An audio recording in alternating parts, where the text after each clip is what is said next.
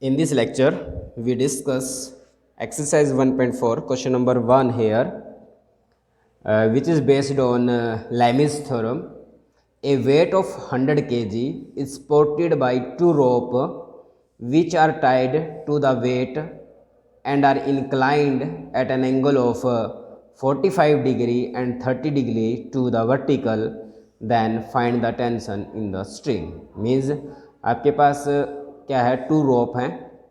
मान लिया जाए कि इस टाइप से आपके पास एक रोप है, टू रोप, उन दोनों को टाइड किया गया है, एक दूसरे टाइड कर दिया। और यहाँ पर मान लिया जाए कि एक वेट लटका दिया गया है। यहाँ पर हमारे पास क्या लटका दिया गया है, एक वेट, और जिसकी वैल्यू हमें दे रखी है 100 kg।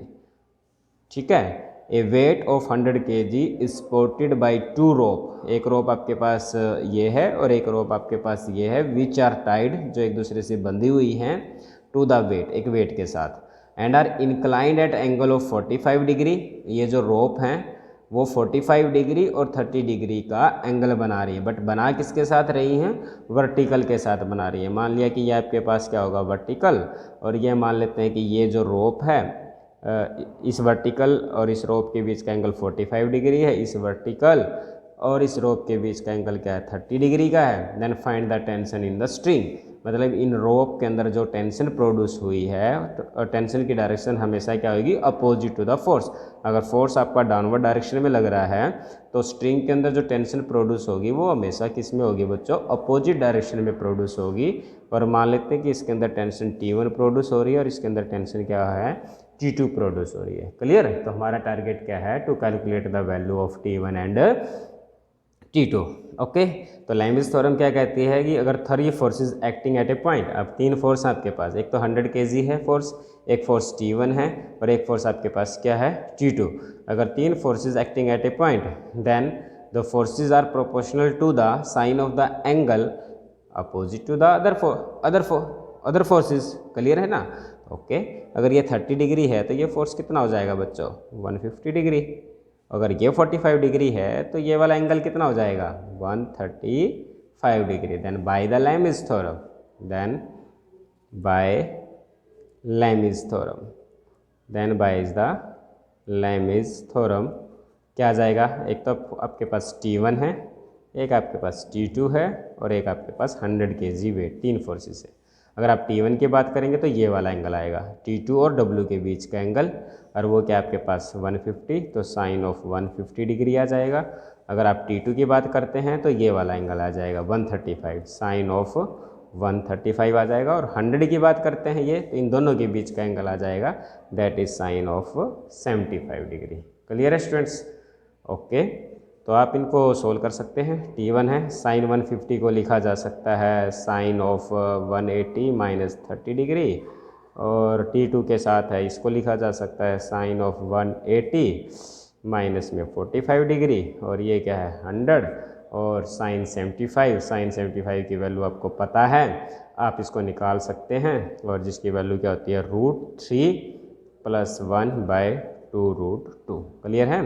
और साइन 75 की वैल्यू कैसे निकलेगी, आप ऐसे निकाल सकते हैं, या आप लिख लीजिए कि sine 75 degree can be written as sine of 30 + 45 degree, और साइन ऑफ A + B, इसको लिखा जा सकता है sine A cos B plus cos A, और साइन B साइन 30 1/2 1/√2, cos 30 की वैल्यू करोगे आप √3/2 और साइन 45 के 2√2, और जब आप इसको सोल्व कर लेंगे एलसीएम लेके तो यह आ जाएगा √3 + 1/2 √2, √3 + 1/2 √2, तो that is the value of sine 75 degree. Clear है?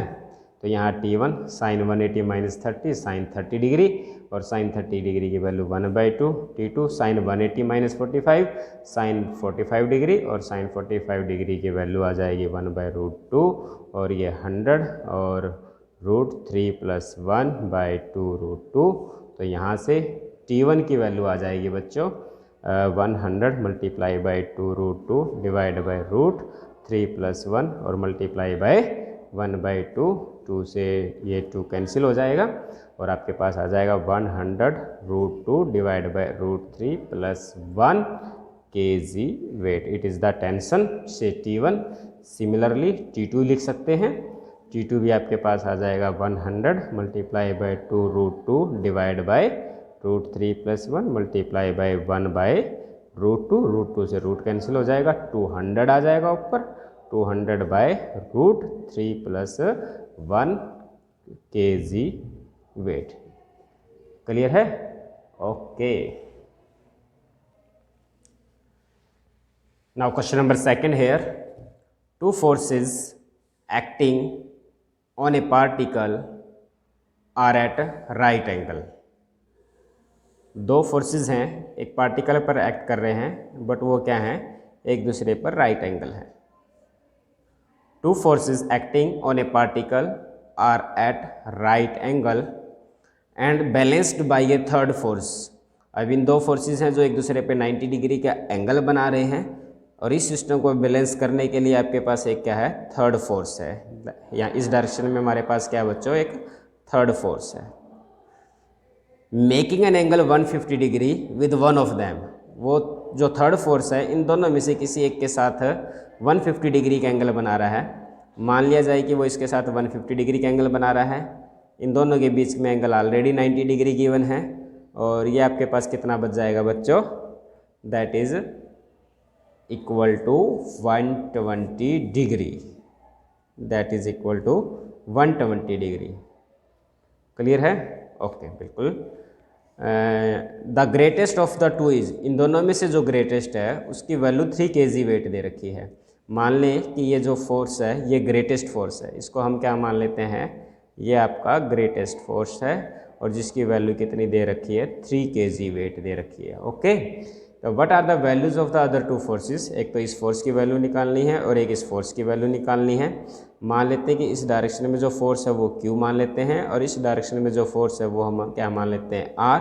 तो हमारा टारगेट क्या है, Q एंड R की वैल्यू फाइंड आउट करना। क्लियर है बच्चों? तो अगेन हम क्या लगा देते हैं, लैमीज थ्योरम लगा देते हैं। आपने देखा कि 3 फोर्सेस हैं, एक फोर्स Q है, एक फोर्स R है, और एक फोर्स जिसकी वैल्यू हमें 3 kg दे रखी है। Q फोर्स के कोरोस्पॉन्डिंग ये एंगल आ जाएगा sine of 150 degree. R force के कोरोस्पॉन्डिंग ये वाला एंगल आ जाएगा, दैट इज साइन 90 डिग्री, और 3 के कोरोस्पॉन्डिंग ये वाला एंगल आ जाएगा साइन ऑफ 120 डिग्री। क्लियर है स्टूडेंट्स? तो Q साइन 150 को लिखा जा सकता है साइन 90 प्लस 60, या साइन 180 माइनस में 30 डिग्री। R साइन 90 की वैल्यू 1, 3 साइन 120 को लिखा जा सकता है साइन 90 प्लस में 30 डिग्री। तो Q के साथ साइन 180 माइनस समथिंग है, तो कोस 30 डिग्री आ जाएगा। R बाई 1, 3 साइन 90 पे वैल्यू चेंज हो जाएगी, दैट इज़ कोस 30 वैल्यू, और कोस 30 की वैल्यू आपको पता है, दैट इज़ √3/2। तो from this first and third term Q by cos 30 degree is equal to 3 by cos 30 degree. तो मीन्स Q की वैल्यू क्या आ जाती है आपके पास, 3 आ जाती है। Okay students? ओके, तो हेयर इज कोस 30, ठीक है, sine 90, sorry here is sine 30 degree, here is sine 30 degree, sine 180 minus 30 give sine 30 degree, here is sine 30 degree. तो Q के साथ हमारे पास यहाँ क्या है, साइन 30 डिग्री। तो Q is equal to 3 by cos 30 degree multiply by sine 30 degree, ये 3 कोस 30 √3/2, और sine 30 1/2, that is equal to 3 by √3, √3 से मल्टीप्लाई, √3 से divide, which is equal to √3। तो Q की वैल्यू क्या जाती है, √3, और इन दोनों का यूज करते हैं तो आपके पास R is equal to 3 by cos 30, 3 by √3/2, तो मल्टीप्लाई में 2, और that can be written as 2√3, that can be written as 2√3, और R की वैल्यू क्या आ जाएगी, 2√3 kg वेट। Clear students. आपके पास दो फोर्सेस दे रखे थे जो एक दूसरे के साथ 90 डिग्री का एंगल बना रहे हैं। इस सिस्टम को बैलेंस करने के लिए एक थर्ड फोर्स आया जो इन दोनों में से किसी एक के साथ 150 डिग्री का एंगल बना रहा है, और जो ग्रेटेस्ट फोर्स है उसकी वैल्यू 3 kg थी। तो लाइमस थ्योरम के लिए हमें तीन फोर्सेस की रिक्वायरमेंट थी। एक आपके पास Q है, एक आपके पास R है, और एक हमारे पास 3 है। और Q के साथ, Q अगर इस डायरेक्शन में है तो इसके साथ एंगल ये वाला आएगा, और R की ये वाली है तो ये वाला एंगल आएगा, और 3 की बात करें तो ये वाला एंगल आएगा साइन के साथ, साइन ऑफ 120 डिग्री। और इसको सोल्व कर लेंगे, Q और R की वैल्यूज आ जाएंगी। Now we discuss question number 3rd। A weight W hangs by a string and is drawn aside by a horizontal force। मान लिया जाए कि ये आपके पास कोई भी एक स्ट्रिंग है, ओके। इस स्ट्रिंग पर वेट क्या लटका दिया है बच्चों, एक W वेट इस स्ट्रिंग पे लटका दिया गया है। A weight W hang by a string and is drawn aside by a horizontal force. अब इसको यहाँ से एक हॉरिजेंटल फोर्स लगा के इस तरफ खींच रहे हैं।